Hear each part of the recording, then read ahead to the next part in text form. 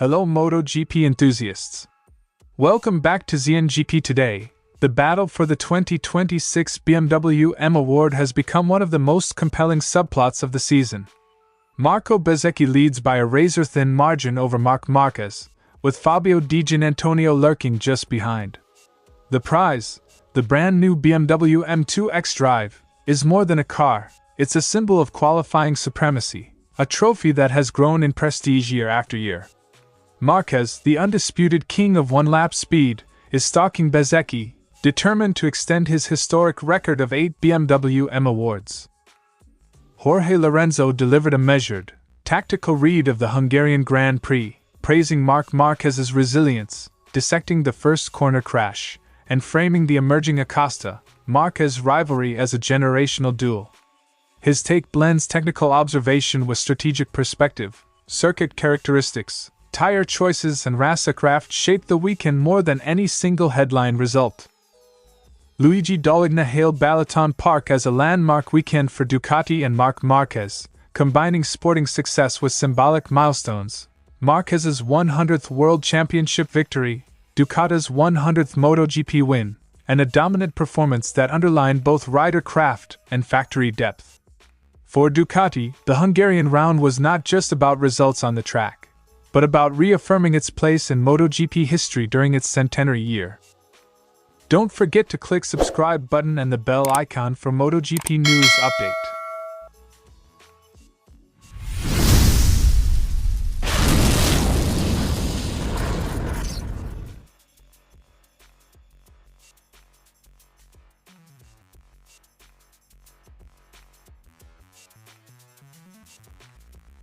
Marquez stalking Bezzecchi for the BMW M2. Bezzecchi sits atop the standings with 133 points, Marquez follows with 129, and Di Giannantonio is close at 124. The margins are so fine that every Q2 session now feels like a championship decider. A single pole position can swing the balance, and consistency across the calendar will be the deciding factor.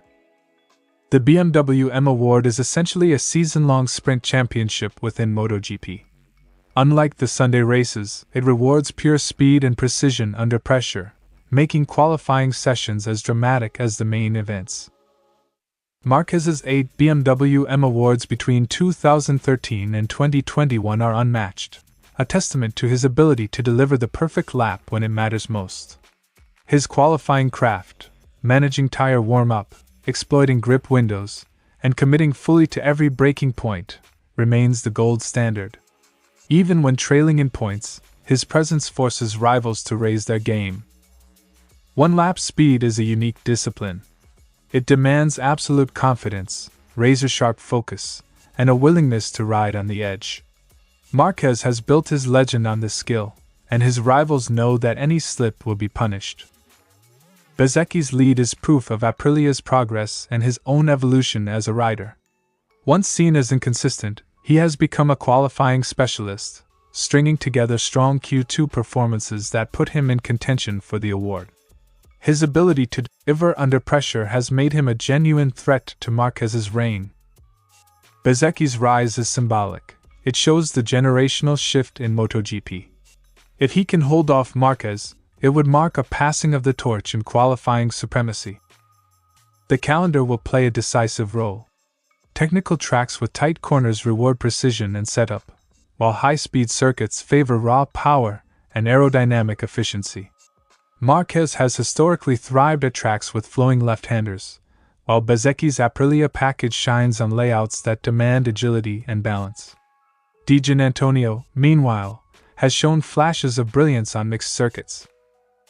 Expect Marquez to circle Brno and Assen as opportunities to strike, while Bezzecchi will aim to consolidate points on tracks that suit Aprilia's strengths. Timing is everything. Hitting peak form at the right venues could decide the award. Chasing the BMW M Award can alter weekend priorities. Riders may push harder in qualifying, risking tire wear or compromising race setups. For Marquez, the award is both legacy and leverage, proof that he remains the master of one-lap speed. For Bezzecchi, it's a chance to announce himself as a new benchmark. Di Giannantonio, still in the fight, sees it as validation of his rise into the elite. The award is more than prestige, it's psychological. Securing poles forces rivals to start behind, shaping race dynamics before the lights even go out. The 2026 edition of the award comes with the new BMW M2 xDrive, a high-performance sports car that blends traditional BMW M power with all-wheel drive for the first time in the M2 range. With 480 HP, 0 to 100 km per hour in 3.7 seconds, and a striking Burus'in Turkish blue finish, it's a prize that riders covet as much as the honor itself. The car has become a symbol of Moto GP's qualifying crown. Winning it is not just about speed, it's about prestige, recognition, and joining a select club of riders who have proven themselves the fastest over a season. The BMW M Award fight is set to intensify in the second half of the season. Marquez's historical dominance makes him the natural favorite, but Bezzecchi's consistency and Di Giannantonio's proximity mean the battle is wide open. Every qualifying session now carries outsized importance, and the winner will be the rider who combines raw speed with flawless execution under pressure. Whether Marquez extends his record, Bezzecchi makes history, or Di Giannantonio springs a surprise, the chase for the BMW M2 xDrive promises to be one of MotoGP's most captivating storylines of 2026. Lorenzo sees Balaton as a weekend defined by context. A left-hand bias track that amplified Marquez's strengths and masked some recovery limits, plus a chaotic first corner that reshaped the race. He praised Marquez's mental strength, warned about the physical limits that still constrain him, and compared the Marquez, Acosta dynamic to classic rivalries of the past. Lorenzo emphasized that Balaton's predominance of left-handers suited Marquez and reduced stress on his recovering right side. He also highlighted tyre strategy, Marquez's patience on the medium rear versus rivals on soft rubber, as a decisive factor in the race's second half. A left-hand circuit always suits Marquez better. Track geometry and tyre windows can temporarily amplify or hide a rider's physical limitations. Teams will target circuits that play to their riders' current strengths. On the multi-bike pile-up, Lorenzo described Jorge Martin's bike becoming unstable under braking, either a front lock or rear instability, which led to contact and a chain reaction. He stressed the human element. Even top riders can be caught out by sudden instability or electronic surprises. He doesn't do anything crazy, either the front end locks up or he loses control of the rear wheel. First lap incidents often combine marginal grip, compressed braking zones, and split-second reactions. Blame and causation are rarely simple. Lorenzo framed the Marquez, Acosta battles as the sport's next marquee rivalry, two fiercely competitive riders who refuse to yield. He compared their relationship to historic duels, noting how different circuits will favor one or the other and predicting sustained, high-intensity clashes in coming seasons. They're like Marquez with Rossi, the Roosters, competitive and proud. Rivalries of this type elevate the championship. They force both riders to sharpen racecraft, strategy, and mental resilience. Lorenzo warned that Marquez must manage risk carefully. At 33 and recovering from surgery, another serious injury could be decisive. He also urged Bezzecchi to manage his lead responsibly and avoid unnecessary mistakes. For Marquez, the approach is race by race. Exploit favorable circuits, collect points, and avoid overreach. Marc has enough experience to know that anything can happen. He'll take it race by race. Long championships reward consistency and risk management as much as raw speed. Lorenzo's analysis reframes Balaton as a tactical weekend rather than a turning point. Expect Marquez to target left-hand circuits and manage his program carefully. Expect Acosta to press on tracks that reward KTM's strengths, and expect teams to keep refining tyre and launch strategies after the first lap chaos. The season's narrative will be shaped less by single weekends and more by how riders and teams adapt to circuit-by-circuit realities and the physical limits of their stars.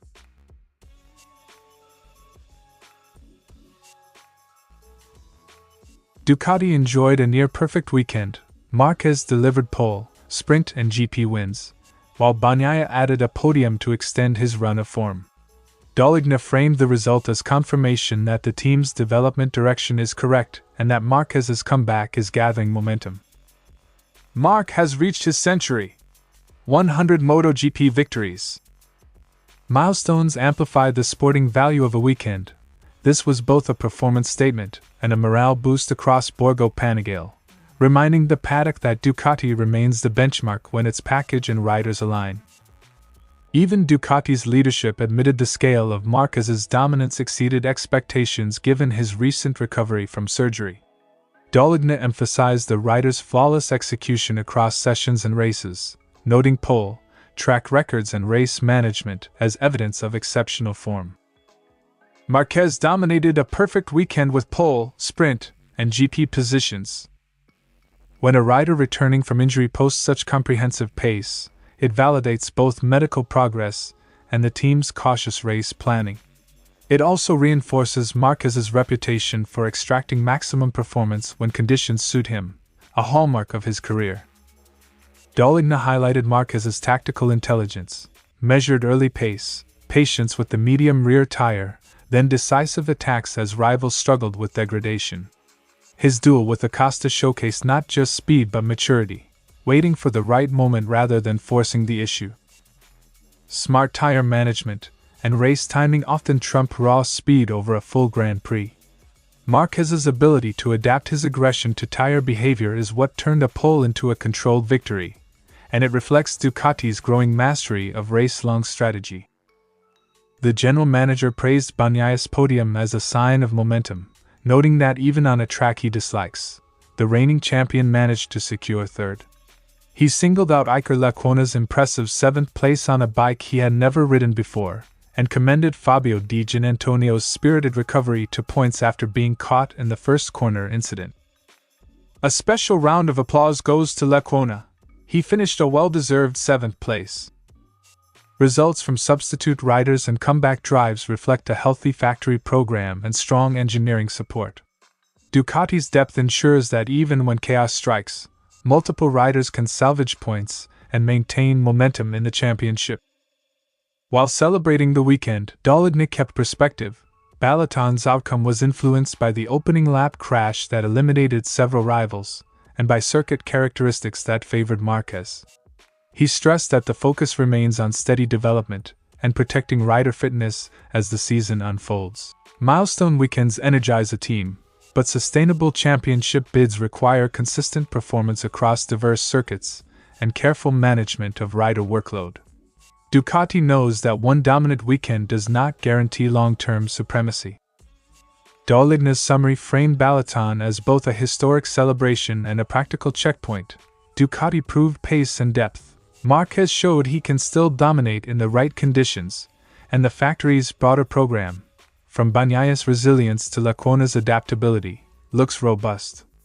The symbolism of 100 wins and 100 victories in Ducati's centenary year adds weight to the achievement, but the real challenge lies ahead, maintaining consistency across circuits less suited to Marquez's strengths and ensuring rider recovery remains on track. Expect Ducati to capitalize on this momentum while keeping its eyes firmly on the long game, measured progress, technical refinement, and a championship fight that will demand endurance as much as brilliance. Thanks for watching ZNGP Today, and this is your MotoGP news update. And see you next time!